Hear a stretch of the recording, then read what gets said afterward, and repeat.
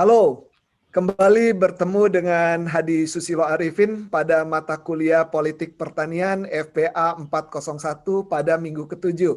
Pada kali ini saya akan mengangkat topik pertanian dan lingkungan bagian kedua. Mahasiswa yang saya cintai, pada minggu ke-7 topik pertanian dan lingkungan kedua dengan 5 kelas paralel akan diampu oleh 8 dosen dari Fakultas Pertanian. Inilah dosen yang akan mengajar pada kelas paralel ini, dan saya akan masuk kepada tujuan instruksional khusus karena ini merupakan bagian kedua, sehingga tujuan instruksional khusus sama dengan yang pertama minggu lalu. Adapun kemampuan yang diharapkan, mahasiswa setelah mengikuti perkuliahan ini diharapkan bisa menjelaskan, mendiskusikan kebijakan peraturan nasional dan internasional tentang pengaturan pertanian dan lingkungan, dan juga memahami kasus terkini yang berdampak pada kebijakan pertanian. Mahasiswa sekalian, bahwa di dunia terdapat lembaga-lembaga lingkungan. Yang pertama saya ingin menyampaikan yaitu UNEP, United Nations Environment Program. Ini di bawah organisasi dunia yaitu PBB. Dan organisasi ini merupakan organisasi yang begitu memberi perhatian pada aspek lingkungan. Berikutnya adalah Organization for Economic Cooperation and Development, OECD. Kemudian juga ada IUCN, International Union for the Conservation of Natural Resources. Ini juga merupakan lembaga yang ada di bawah PBB untuk melindungi dan melestarikan lingkungan. Dan juga berikutnya ada World Wildlife Fund atau WWF, di mana organisasi ini juga memberikan suatu perhatian terhadap konservasi satwa langka dan secara umum pada sumber daya alam. Dan juga ada World Trade Organization, di mana setiap anggotanya ini harus mempertimbangkan tujuan dalam pembangunan berkelanjutan sehingga tercapainya proteksi dan pelestarian lingkungan. Kemudian saya juga akan menyinggung tentang pembangunan berwawasan lingkungan. Ini dimulai dari Earth Summit di konferensi tingkat tinggi di Rio de Janeiro, Brasil pada 1992. Kemudian merupakan sebuah etika politik pembangunan, ya, mencakup pembangunan secara keseluruhan dan bagaimana pembangunan itu harus dijalankan. Dan jelas paradigma ini di dalam pembangunan itu sendiri dengan fokus utama pertumbuhan ekonomi sehingga sering dianggap gagal. Dan akibatnya dari fokus utama pada pertumbuhan ekonomi sehingga terjadilah eksploitasi lingkungan dan sumber daya alam yang dengan tanda petik demi pertumbuhan ekonomi. Karena itu mulai tahun 2017 ya, ketika MDGs selesai pada 2015, 2 tahun kemudian disahkan SDGs, yaitu Sustainable Development Goals. Di sini ada 17 goal dari tujuan pembangunan berkelanjutan, ya, mulai dari menghapus kemiskinan, mengakhiri kelaparan, kemudian tentang kesehatan yang baik dan kesejahteraan, pendidikan yang bermutu, kesetaraan gender, dan seterusnya sampai dengan tujuan ke-17 tentang kemitraan untuk mencapai tujuan. Dan tentu saja ini ditargetkan harus tercapai pada tahun 2030.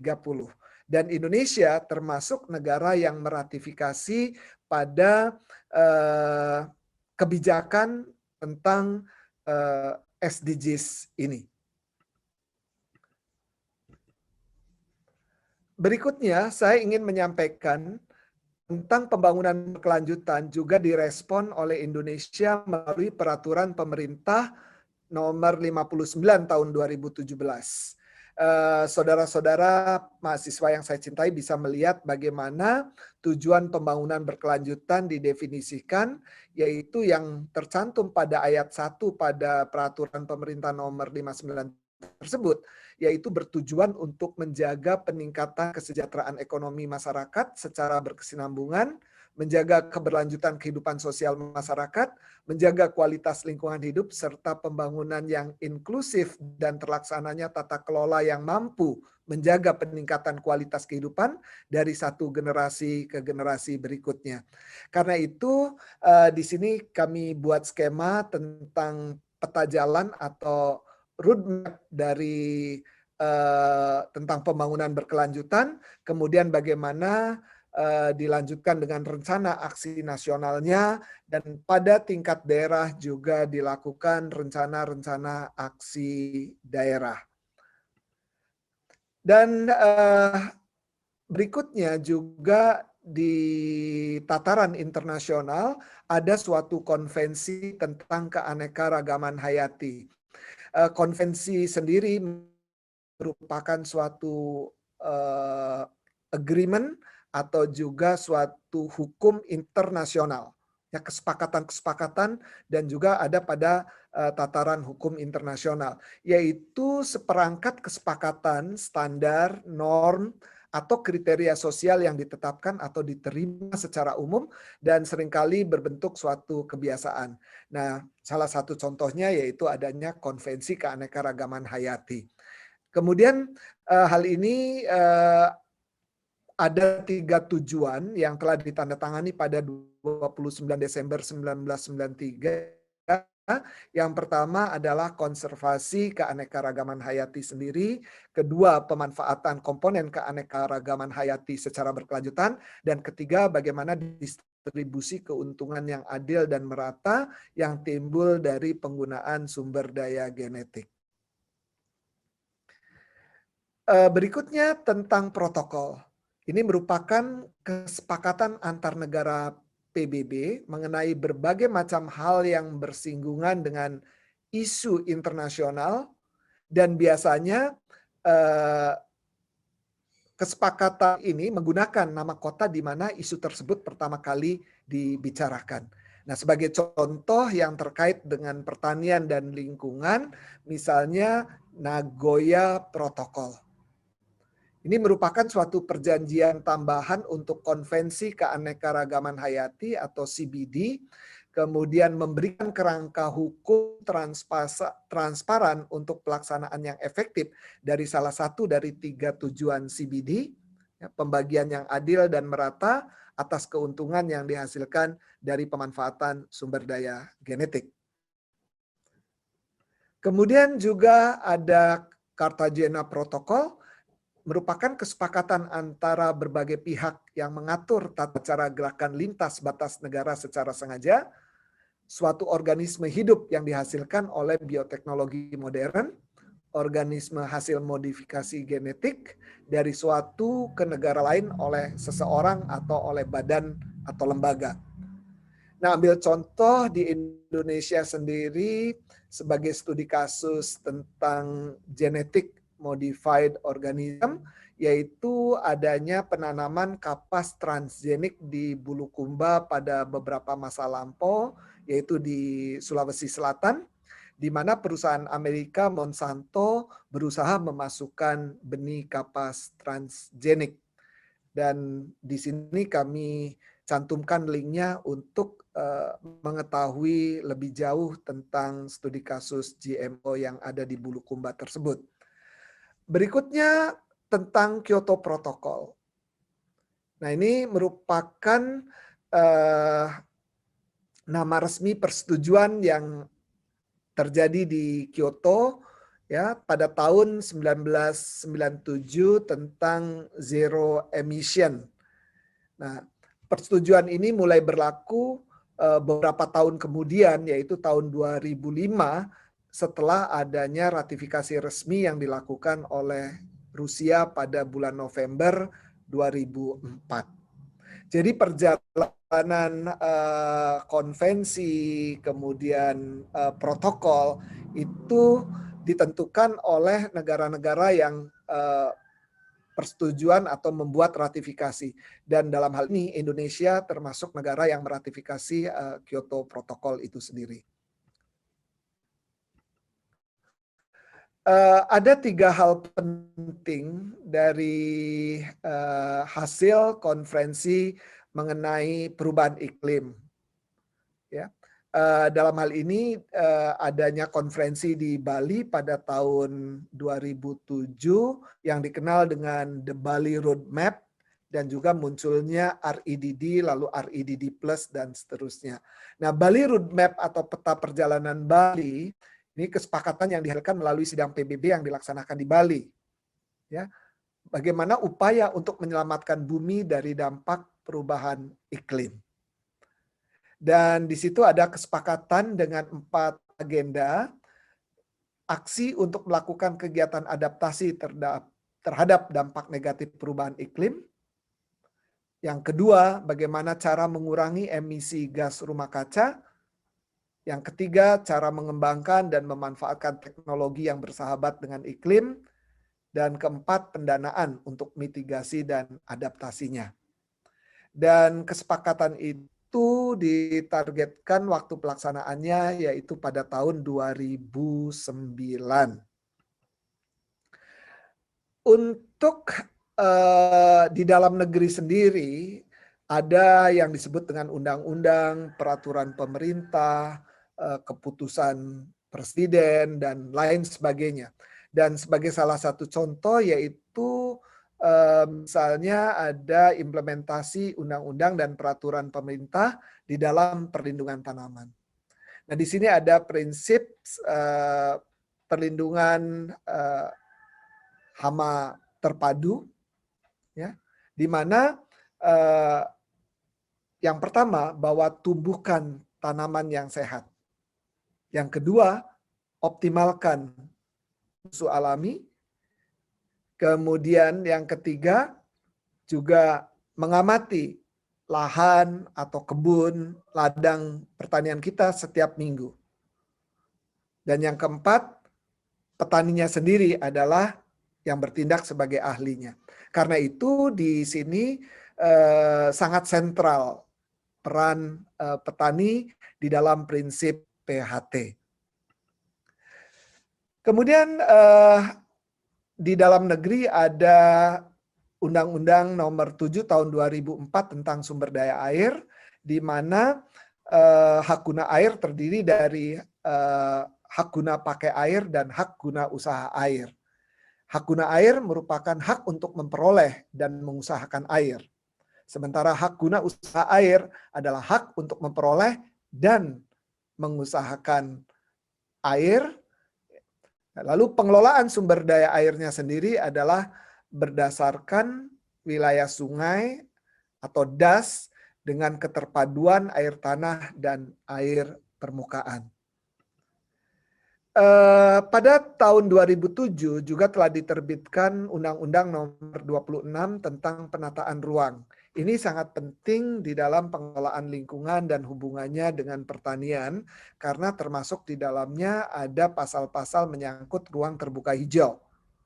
Nah, di dalam Undang-Undang Penataan Ruang ini mulai dari rencana tata ruang wilayah negara, rencana tata ruang wilayah provinsi, rencana tata ruang wilayah kabupaten dan wilayah kota yang kita sebut dengan RT RWK.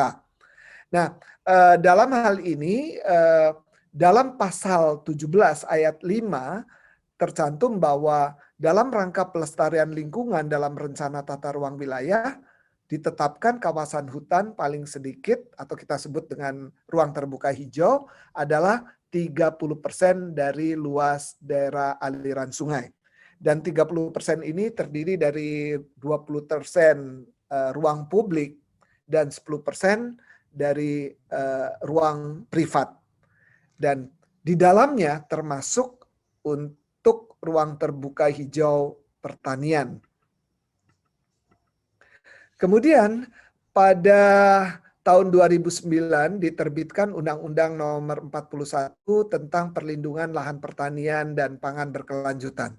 Di sini bagaimana pertumbuhan penduduk yang masih tinggi mengharuskan penyediaan pangan yang lebih banyak, lalu berdampak pembukaan eh, lahan-lahan atau peralihan penggunaan lahan dari lahan pertanian menjadi non pertanian. Apakah itu untuk perumahan, apakah itu untuk pengembangan kota, apakah itu untuk infrastruktur, bahkan sampai ke wisata dan lain sebagainya. Karena itu undang-undang ini diterbitkan bagaimana melindungi lahan-lahan pertanian, khususnya lahan pertanian pangan supaya tetap berkelanjutan. Dan ini juga dinyatakan bahwa lahan marginal seperti tanah gambut, tanah sulfat masam, ya, dan tanah masam lainnya, dan lahan terlantar dapat digunakan untuk usaha pertanian. Kemudian di dalam keperluan pembangunan, bagaimana sebenarnya mencegah, ya, konversi lahan pertanian menjadi lahan non pertanian. Nah, karena itu terbitnya Undang-Undang Nomor 41 Tahun 2009 ini bagaimana kita bisa melindungi lahan pertanian, khususnya lahan pertanian pangan, supaya tetap lestari, tetap sistem. Dan untuk itu sebenarnya tidak bisa tidak kita harus memahami dulu tentang definisi kemandirian pangan, ketahanan pangan, dan kedaulatan pangan. Saya kira adik-adik mahasiswa telah mendapatkan perkuliahan itu pada minggu ketiga dan minggu keempat. Nah, berikutnya tentang Undang-Undang Nomor 41 Tahun 2009 ini kita ingin mengetahui ruang lingkup dan azasnya. Nah, ruang lingkupnya mulai dari perencanaan dan penetapan lahan, pengembangan dan penelitian, perlindungan, pemberdayaan petani, dan peran serta masyarakat. Sementara azasnya adalah azas manfaat, keberlanjutan dan konsisten, partisipatif, keadilan, keserasian, keselarasan, dan keseimbangan, kelestarian lingkungan, dan kearifan lokal. Sehingga undang-undang ini memiliki tujuan yang pertama melindungi kawasan dan lahan pertanian. Yang kedua, menjamin tersedianya lahan pertanian secara berkelanjutan. Ketiga, melindungi kepemilikan lahan pertanian. Keempat, meningkatkan penyediaan lapangan kerja. Dan yang kelima, mempertahankan keseimbangan ekologis. Bagaimana implementasi dari Undang-Undang Nomor 41 2009 ini di lapang? Nah, ini juga kita perlu mengkritisi dan perlu mendiskusikannya secara mendalam. Karena apakah undang-undang tersebut sudah tercapai saat ini? Apakah betul lahan pertanian pangan oleh undang-undang ini dilindungi sehingga tidak berubah penggunaannya? Nah, saya kira dari minggu lalu kuliah yang ke-6 juga ada data bahwa setiap tahun antara 40.000 sampai 110.000 hektar lahan sawah beralih fungsi, ya, ke penggunaan non pertanian. Nah, ini pertanyaan besar. Kenapa? Padahal undang-undang ini, ya, sudah diterbitkan 11-12 tahun yang lalu. Pertanyaan besarnya bagaimana ini sampai bisa terjadi? Karena ini subject to be discussed. Dan juga tentu ada faktor internal, faktor eksternal, dan juga bagaimana ya peran dari politik yang terjadi di negara kita ini. Ini sangat menarik mahasiswa sekalian untuk bisa kita diskusikan. Kemudian tahun 2015 juga diterbitkan peraturan Kementerian Pertanian nomor 39 tentang pendaftaran pestisida. Ini kita tahu ya, pestisida merupakan bahan yang diperlukan untuk mengendalikan hama, penyakit, gulma, tapi jelas bersifat racun. Ya, memerlukan dosis yang tepat, waktu yang tepat, tempat yang tepat. Karena itu penggunaannya perlu diatur sedemikian rupa. Nah, di dalam peraturan itu mencakup pendaftaran, peredaran, dan pengawasan. Ya. Yang pertama adalah pendaftaran untuk pestisida kimia sintetik, mencakup beberapa uji, yaitu uji mutu, uji efektivitas di laboratorium dan uji efektivitas di lapangan. Kemudian berikutnya pengawasan oleh Komisi Pengawas Pestisida. Jadi hal ini diatur melalui Permentan nomor 39 tahun 2015. Kemudian pada 1986 juga ada Instruksi Presiden nomor 3 tentang pengendalian wereng coklat. Di sini ada dasar hukumnya ya ketika pertama kali dan starting point penerapan PHT di Indonesia. Kemudian telah dilaksanakan pelarangan 57 merek insektisida. Kemudian juga pengangkatan besar-besaran pengamat hama penyakit ya, di mana juga telah didirikan Balai Proteksi Tanaman Pangan di 8 provinsi pada waktu itu dan saat ini sudah ada di 34 provinsi dan juga upaya untuk menciptakan teknologi pengendalian hama dan penyakit yang ramah lingkungan dan melindungi dampak residu dari pestisida itu sendiri. Berikutnya ada peraturan pemerintah nomor 57 tahun 2016 ya tentang pengaturan gambut di mana sebenarnya memperbarui peraturan pemerintah nomor 71 tahun 2014. Kemudian di sini dinyatakan bahwa lahan gambut yang seluas 14,9 juta hektar itu dibagi menjadi 2 peruntukan yang disebut dengan kawasan lindung atau protected area, protected landscape, dan kawasan budidaya atau kita sering menyebutnya sebagai cultivated landscape. Ya. Nah, di sini dikatakan bahwa luas minimum kawasan lindung adalah 30% dari kawasan hidrologi gambut. Kemudian kriteria yang dipilih sebagai kawasan lindung, yang pertama adalah area itu merupakan kubah gambut, kemudian memiliki ketebalan gambut lebih dari 3 meter, dan juga tertingkapnya pirit dan kuarsa di permukaan tanah. Dan perlu diketahui bahwa area lindung tidak boleh ada parit dan harus digenangi. Dan area budidaya di luar area lindung, di mana muka air tanah harus dipertahankan 0,4 meter. Dan juga sebagai kawasan lindung gambut ini perlu dipertahankan, dijaga agar tetap sebagai lahan gambut. Karena tentu saja ekosistem gambut ini memiliki peran yang sangat penting di muka bumi, bukan hanya untuk Indonesia, tapi juga untuk dunia. Dan pada areal budidaya, gambut memang diizinkan untuk digunakan sebagai lahan perkebunan, baik untuk kelapa sawit, akasia, maupun perkebunan karet. Terakhir, kebijakan pertanian yang berdampak terhadap lingkungan, ini sebagai studi kasus di mana kasus gambut dan kebakaran lahan. Kita tahu bahwa kebakaran lahan hampir selalu terjadi setiap tahun di Indonesia, apakah di Sumatera, di Kalimantan, terutama pada musim kemarau. Dan sebenarnya tidak hanya pada lahan gambut, juga terjadi pada lahan-lahan yang bertanah mineral.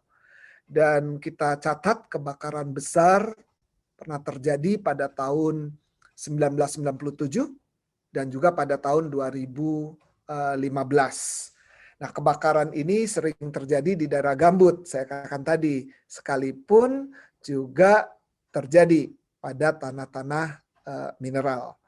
Nah, hal ini bagaimana kita mencari solusinya, dan selama ini setiap ada kebakaran juga mengganggu negara jiran, negara tetangga yang ada di sekitar kita, terutama Malaysia dan Singapura, dan juga jelas ya mengganggu kesehatan, ya, mengganggu beberapa mobilitas transportasi, terutama penerbangan, baik juga transportasi darat karena jarak pandang yang begitu terbatas.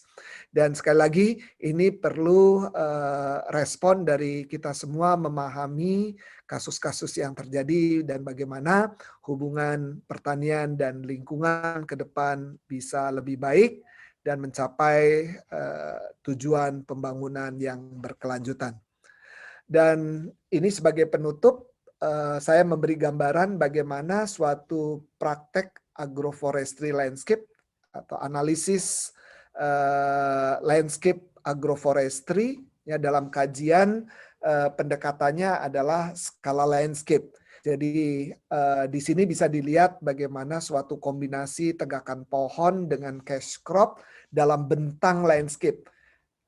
Kita bisa lihat di latar belakang ada hutan yang permanen, kemudian juga di sisi kanan ada forest fallow, kemudian juga bisa saja terjadi karena pembukaan lahan atau penggunaan untuk pertanian sehingga terjadi runoff, tapi di bawahnya di sini ada hedgerows ya sebagai filter yang terdiri dari tumbuhan atau vegetasi. Kemudian di sebelah kiri juga kita bisa melihat karena praktek-praktek pertanian bisa juga mengakibatkan runoff, tetapi di bawah ketika bentang bawahnya ini berbentuk sawah dan ini merupakan juga sebagai filter sedimentasi yang akibat erosi yang terjadi dari atasnya. Dan hal ini sangat menarik ketika kita melihat tidak secara parsial dalam satu bidang lahan atau tapak lahan itu sendiri berapapun luasannya, tetapi mari kita lihat secara keseluruhan dalam satuan unit. Kalau memungkinkan unit pendekatan landscape ini adalah bioregional, yaitu didekati dengan pendekatan watershed, yaitu daerah aliran sungai dari hulu, tengah, sampai ke hilir. Mahasiswa yang saya cintai, demikian materi minggu ke-7 saya sampaikan. Mudah-mudahan sebagai pengantar dalam bentuk video ini bisa memberi pemahaman yang lebih baik kepada mahasiswa semua.